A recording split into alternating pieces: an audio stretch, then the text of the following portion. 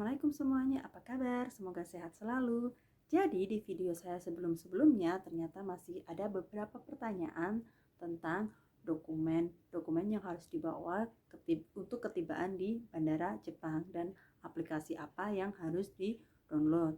Dan beberapa pertanyaan juga tentang dokumen pengajuan visa di VFS dan masalah karantina juga. Jadi semuanya akan saya bahas di sini. Saya akan berikan tutorialnya.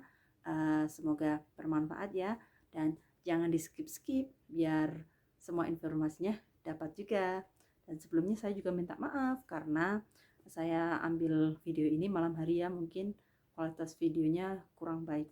Oke, dan ini dia videonya, selamat menonton. Oke, jadi masih banyak yang bingung ya, Kak, dokumen apa aja yang harus dipersiapkan untuk kedatangan kita ke Jepang.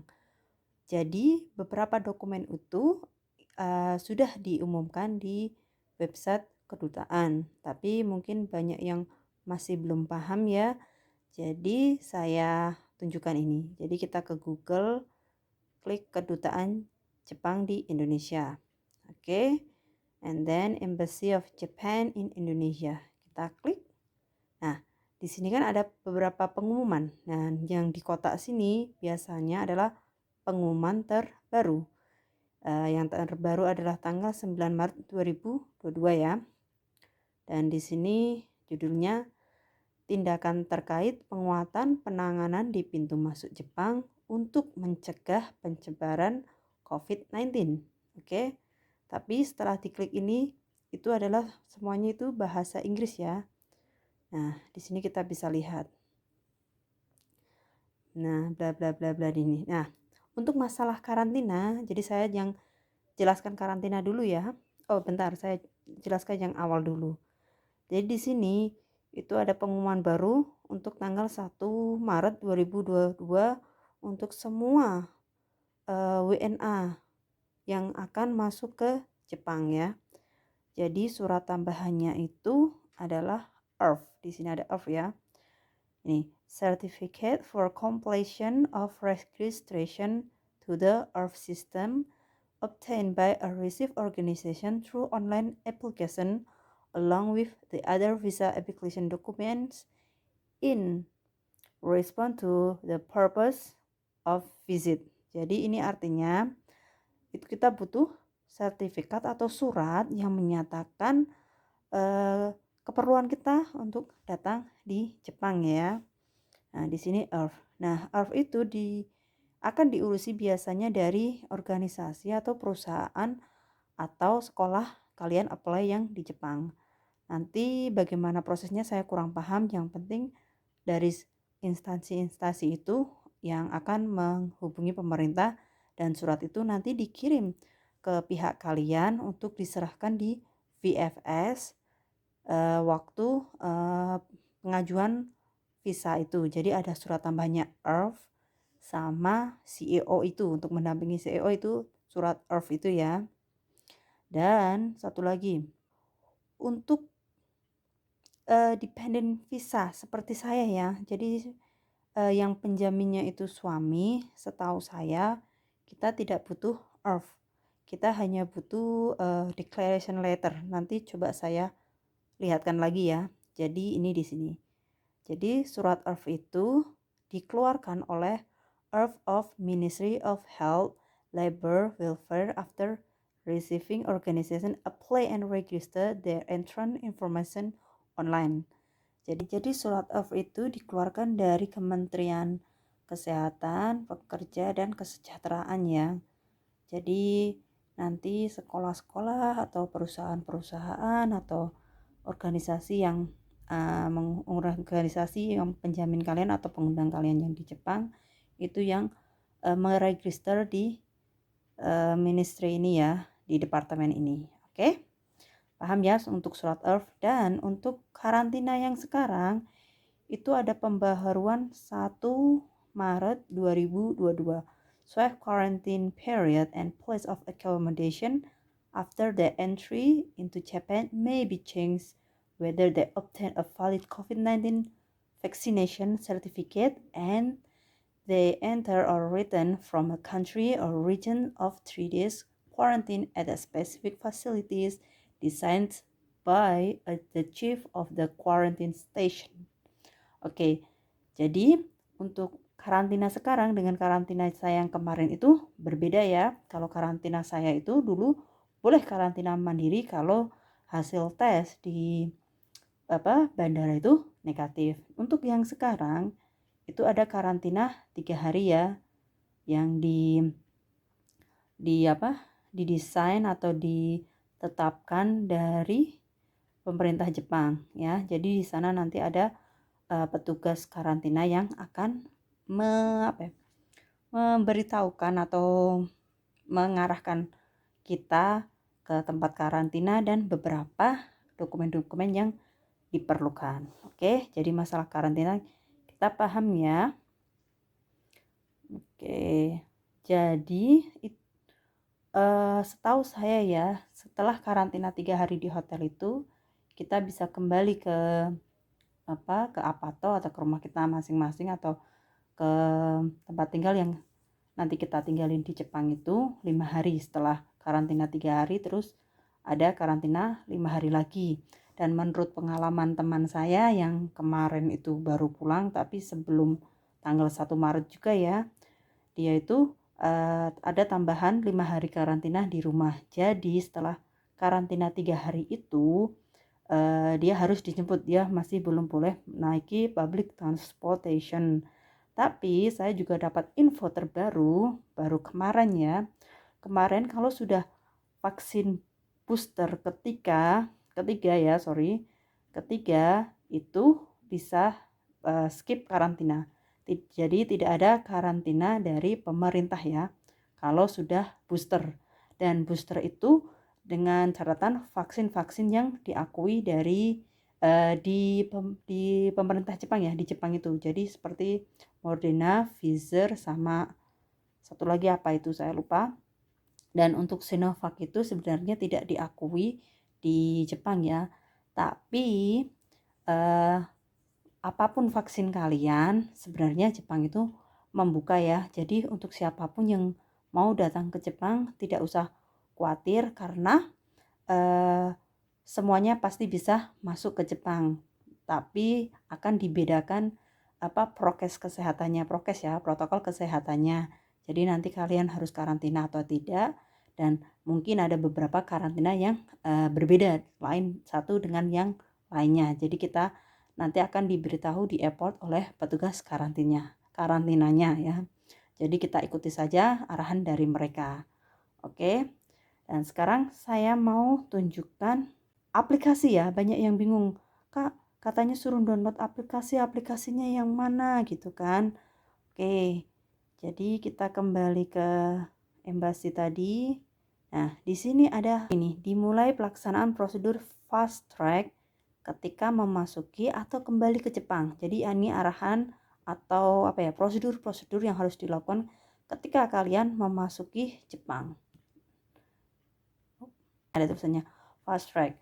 Fast track is available for those entering from Narita Airport, Haneda Airport, Chubu Certain Airport, Kansai Airport, dan Fukuoka Airport. Jadi semua bandara yang ada di Jepang yang kalian akan datang ke Jepang ya, dari bandara manapun itu semua aturannya sama ya. Nah, ini kalian harus pre-registered for airport quarantine procedure. Jadi kalian harus mendaftar sebelum kalian datang di Jepang. Tapi tidak usah khawatir, biasanya nanti juga ada petugas di bandara yang akan mengarahkan ya. Cuma buat jaga-jaga kalian harus download aplikasi SOS dulu ya. Jadi ini kita bisa dilihat di websitenya ya. Kalau yang bisa bahasa Inggris nanti bisa dibaca-baca. Nah, apa saja yang harus dipersiapkan? Nah, pertama, kalian kan semua punya HP smartphone untuk mendownload aplikasi SOS. Terus punya paspor itu nomor paspornya. Terus sertifikat vaksinasi. Nah, ini opsional, tapi ya kalau kalian punya harus dibawa ya. Terus ada tes COVID. Tes sertifikat ya, tes COVID itu yang dilakukan di rumah sakit atau di klinik-klinik yang terdaftar ya, dan harus ada tanda tangan dari dokter. Nah, ini ya, semuanya harus dipersiapkan ini. Terus lanjut. Nah, terus kalian install aplikasi SOS. Jadi kita di Google aja, dan bentuk aplikasinya, atau ini bisa di barcode sini ya. Bisa scan barcode di sini, nanti muncul aplikasinya. Oke. Nah, ini step-stepnya ada di sini semua.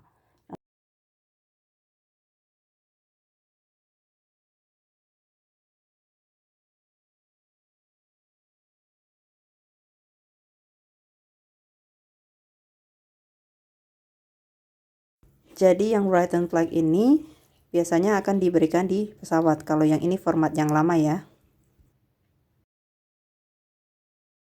Dan satu lagi ya, untuk mengetahui dokumen-dokumen yang harus dibawa saat pengajuan visa, kita bisa dilihat di websitenya VFS Global Jakarta, Japan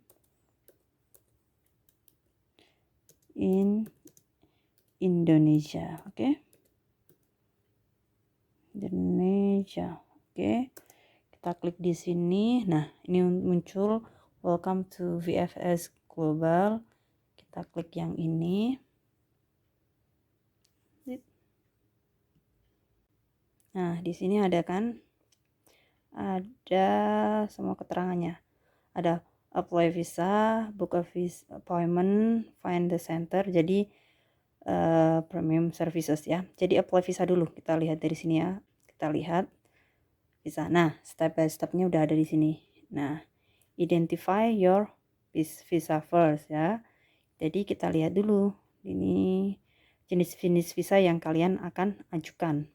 Nah, visa type. Nah, di sini select the visa type that is right for you to see important information on the visa document requirement from photo specification and processing time. Jadi di sini kita bisa lihat bentar. Temporary visit visa, special visa, transit visa, single entry visa for destination group, tour for Indonesia citizen by organization travel. Nah, kalau yang ini belum bisa ya, ini untuk turis. Jadi cuman ini aja yang bisa 1, 2. Nah, untuk transit saya kurang paham. Pokoknya yang ini 2 ini udah bisa ya. Nah, untuk visa saya itu contoh ya, visa saya itu special visa. Jadi di sini ada keterangannya study, work, training, atau stay. Yang saya kan stay. Jadi kita klik di sini. Nah, di sini bentar. Nah, di bawahnya ini ada keterangannya ya. Visiting visa for studying, school enrollment, training, family stay, entertainment over 19 days stay, or paid business. Nah, di sini ada apa namanya tujuan-tujuan pengajuan visa kalian untuk apa ya. Nah, untuk saya itu adalah family stay. Jadi untuk pelajar ini juga sama ya jenis visanya. Dan kita lihat alamat kita di mana aja. Ini contoh Jakarta, Banten, West Java, Central Java, Kalimantan. Nah, ini ada semuanya ya. Jadi kalau kita mau lihat VFS kita ada di mana letaknya, jadi kita bisa cek di sini. Nah, di sini kita tinggalnya di daerah mana. Oke, nanti bisa cek sendiri. Dan ini ada tulisannya overview. Dan yang ini document required, semua dokumen yang diperlukan. Ini ada di sini semua ya. All submit but must not staple. Dan diingat semua fotokopi harus A4 ya. Dan nanti ada dokumen-dokumennya, formulir pengajuan visanya itu ada fotonya. Nanti fotonya ditempel di situ di lem kita sendiri ya. Terus jangan sampai harus rapi, tidak boleh dilipat. Oke. Nah, di sini. Nah, di sini ada ID dari representative from company ID atau fotokopi ID pengundang kita ya. Kalau company ya dari company, kalau contoh saya suami berarti fotokopi ID Jepang suami saya. Dan di atas sini untuk dokumen-dokumen yang harus dibawa di sini ada set di sini. Nah, di sini jadi ada application form, quarantine letter, invitation letter, initiatory statement letter of acceptance itu yang individual ya, kalau kita diundang oleh suami kita. Jadi yang ini pilih salah satu. Jadi pengundang kalian itu siapa? Nanti kita download yang satunya. Jadi kalau untuk individu ini ya, kalau yang untuk instansi atau sekolah-sekolah atau perusahaan-perusahaan itu surat ini itu sebenarnya diganti surat ERF itu ya. Jadi ini udah tidak berlaku. Jadi ini semua ini download dan di fotokopi ya dan diisi. Oke, dan diserahkan ke petugas. Oke, jadi harus bawa foto, terus application form formulir aplikasi, terus guarantee letter, terus invitation letter itu jadi pengundang kalian ya. Terus initiatory kalau kalian untuk stay ini tidak perlu ya, itu kan untuk stay yang beberapa hari saja atau beberapa bulan saja. Dan sudah itu aja. Oke. Jadi semua dokumennya ada di website VFS ya. Oke. Terima kasih telah menonton. Apabila masih ada pertanyaan-pertanyaan, silahkan tulis di kolom komentar. Insya Allah pasti saya balas. Jangan lupa subscribe, like, dan komen. Sampai jumpa. Dadah.